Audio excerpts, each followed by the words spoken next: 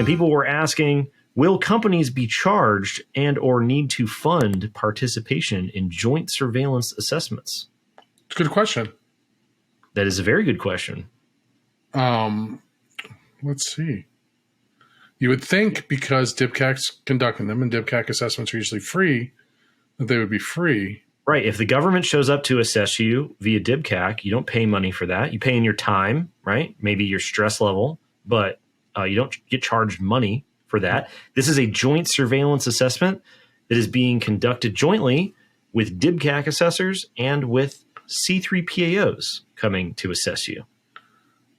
I would think that you would have to pay the C3PAO. They're not going to do it for free. It is not free. Okay. Joint surveillance assessments are not free. And this is very interesting.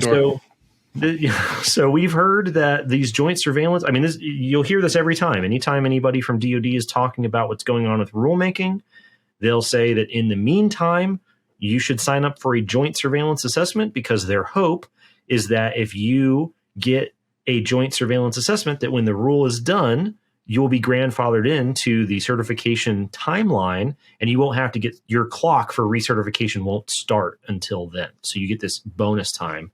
A lot of companies that are signed up for it now view it as a competitive advantage. And we've heard that they're scheduled out like through late spring as far as full capacity. So there are definitely people who are signed up for them.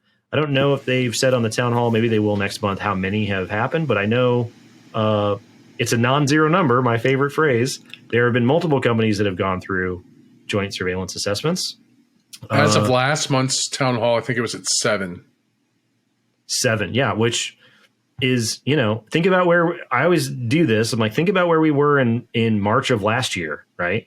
How many C3PAOs there were. There were no joint surveillance assessments. There was none of that. So, it's not nothing, but there are people who are in the queue and they are happening. They are not free.